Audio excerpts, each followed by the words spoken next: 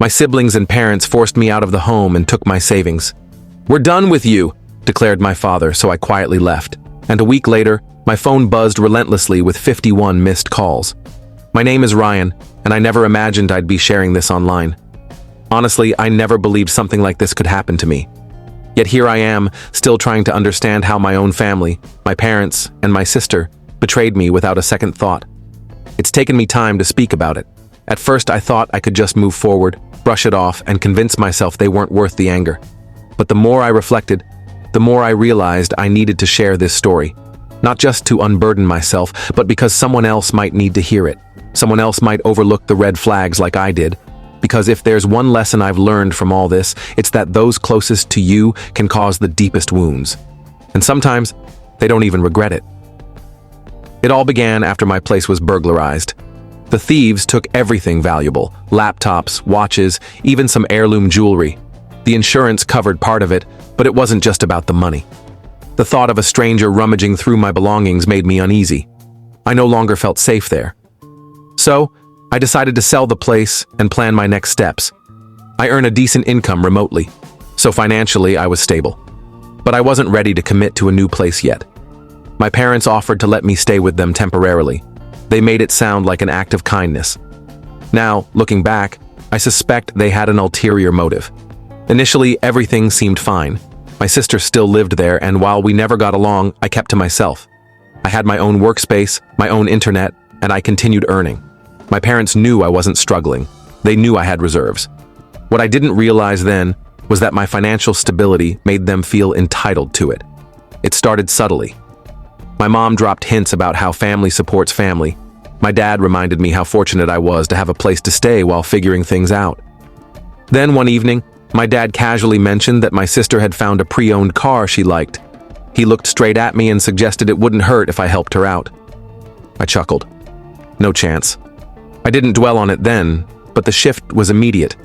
My sister became even more entitled, throwing fits about how she deserved a car, how I was selfish, how... They took me in when I had nowhere else to go. My parents fueled it. The atmosphere at home grew unbearable. I started avoiding them, staying in my room, going out more, keeping my distance. Then one night, I returned home to find everything had changed. My belongings were on the front lawn. For a moment, I thought it was a mistake, but then I saw my dad in the doorway, my mom behind him. "We're done with you," he said. Then he slammed the door. I stood there, stunned, trying to process what had just happened. Then it hit me. The safe. I had $30,000 in cash locked in a safe at their place. It wasn't all my money, but a significant portion. I'd kept it there because I didn't want to leave that much cash in my car or a hotel. I rushed to check, but it was gone. My stomach twisted, my fists clenched, but I forced myself to stay calm. I looked at the house, the dark windows, the people inside likely celebrating their actions. I could have pounded on the door. I could have screamed. I could have called the authorities, but I didn't. I gathered my things and walked away like it didn't matter, because I wanted them to think they'd broken me. I wanted them to believe they'd won. I didn't head to a hotel. I went straight to my brother's place. Unlike our sister, he was a good person. When I told him what happened, he wasn't even surprised. He just shook his head and said, "Yeah, that sounds like her." Then he handed me a number. "Call this attorney. Do it now."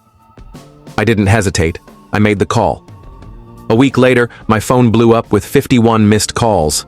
My parents, my sister Lisa, even relatives I hadn't spoken to in years, because they'd just received the news, and they had no idea what was coming next. The calls didn't stop.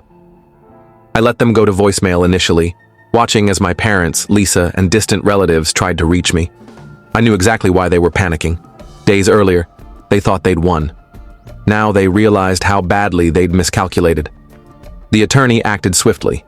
He sent them a legal notice demanding my money back. If they didn't comply, we were prepared to escalate. I had all the evidence, bank statements showing the money's origin, texts between me and my mom mentioning the safe, even a security camera image from their home showing me bringing it in. They had no defense. On day 2, my mom left a shaky voicemail. She asked why I was doing this to them.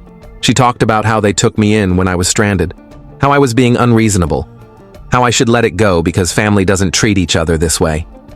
That part almost made me laugh. Family doesn't do that? What did she think they'd done to me?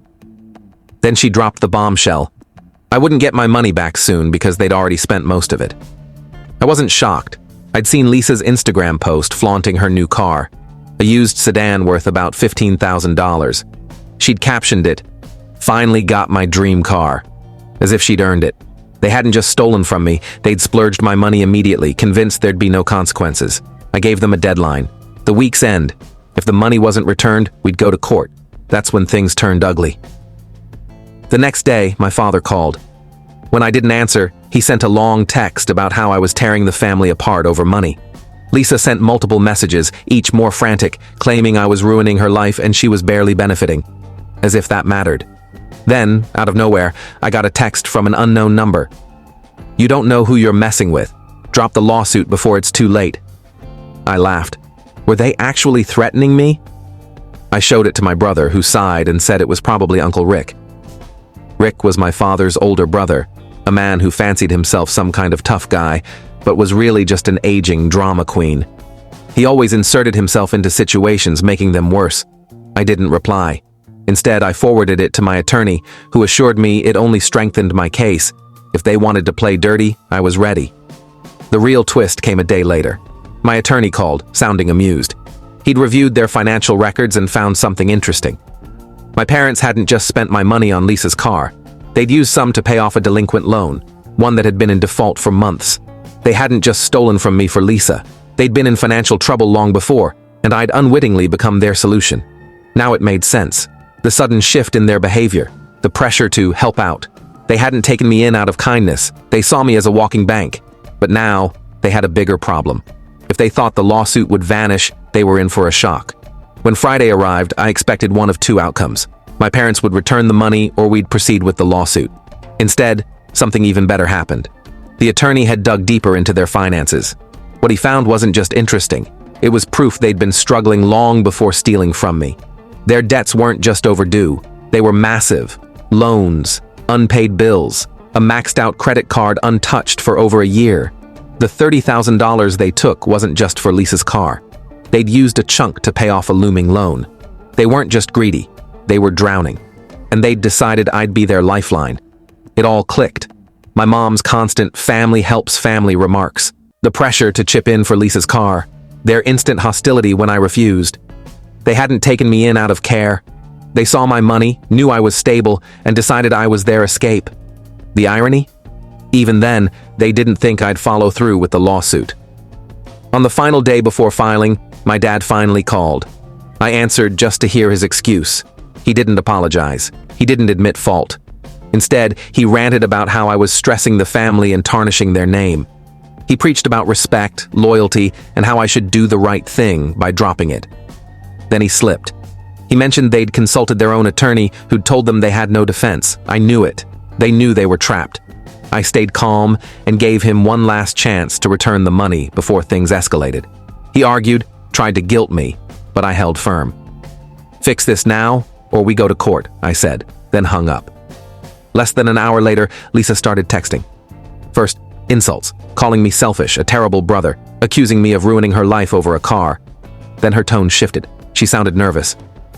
"Are you really taking this to court? It's just money, Ryan. You make enough. Why are you doing this to Mom and Dad?" I ignored her. Let them sweat. That night, my brother and I went for drinks. We talked about how absurd it all was, how Lisa and our parents had turned returning stolen money into a catastrophe. We laughed at how quickly they'd crumbled under pressure. Then, as I sipped my beer, my brother's phone buzzed. It was our dad. His message read, "Tell Ryan to check his bank account." I opened my banking app, half expecting a trick. But there it was. $30,000 wired directly to me. No note, no apology, nothing. I should have felt relieved. It was over, right? But something felt off. Sure enough, my attorney called the next morning with an update. He'd traced the money's source. My parents hadn't used their own funds to repay me. They'd drained a joint savings account with Lisa's name on it. They didn't take responsibility. They didn't even try to make things right. Instead, they'd thrown Lisa under the bus. Now she was panicking. The messages poured in, but this time, she wasn't mad at me. She was furious at them. "Are you serious? They used my savings to pay you back? I didn't even get all the money and now I'm broke? You planned this, didn't you? I didn't respond. I just watched the chaos unfold. My mom texted, playing peacemaker, saying we needed to reunite as a family now that things were settled. My dad sent one message: it's time to heal. Meanwhile, Lisa was losing it. I'd been angry with her for days. Now I was amused. They'd turned on me because they thought I was disposable. They thought they could discard me and move on. And now they'd done the same to Lisa. Karma had worked faster than I'd expected. But I wasn't finished. Getting my money back should have been the end, but it wasn't. I thought once they repaid me, I could cut ties completely and move forward.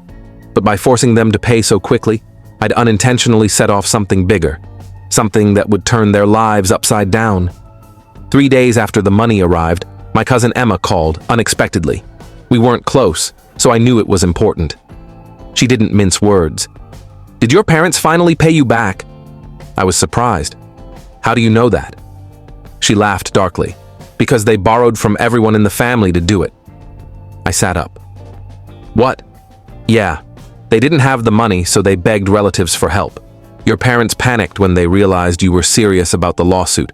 Instead of negotiating, they spun a sob story about temporary financial trouble and hit up every aunt, uncle, and cousin who'd listen. And the best part? They borrowed from the wrong people. Your dad took a huge chunk from Uncle Rick, the same Uncle Rick who threatened you days earlier. Now they're in deep trouble." I checked my phone. The family group chat was exploding. My mom was being called out left and right. An aunt demanded her money back by week's end. My dad tried defending himself, saying it was a family matter and they needed time. No one bought it. And Uncle Rick? He wasn't just angry, he was livid. Turns out, he'd lent my dad money months earlier for business expenses. Money that had mysteriously vanished. When my parents came crawling back, he assumed they were desperate. He gave them a loan, but only because they swore they'd repay it fast. Now, they had no way to. So Uncle Rick made threats, not just "I want my money back" threats. He warned that if they didn't pay up immediately, he'd expose everything: their debts, lies, spending habits. Worse, he had connections in my dad's industry and vowed to ruin his reputation if he didn't get his money. My dad lost it. He called my brother, trying to recruit him. My brother didn't just ignore him, he went to their house to rub it in. And that's when he told me the truth. "You know they tried to screw me over too, right?" I was stunned.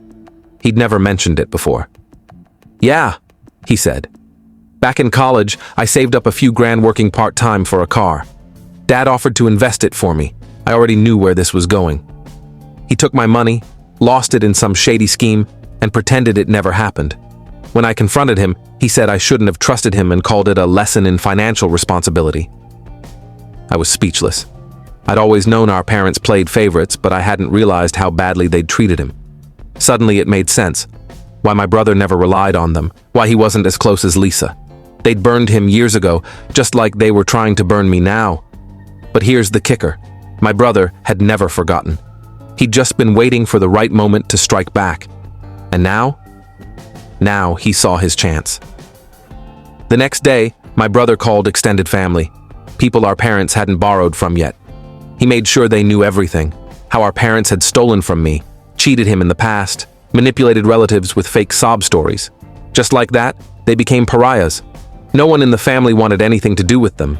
An uncle even called them frauds to their faces. Meanwhile, Lisa was still freaking out. After realizing our parents had wiped her savings to repay me, she demanded they reimburse her. But now that they were drowning in debts, she got the same treatment they'd given me. Ignored, dismissed, treated like a nuisance. The best part? She actually called me, asking for the money back. I sent it to voicemail. Then, for fun, I texted her. "Family helps family, right?"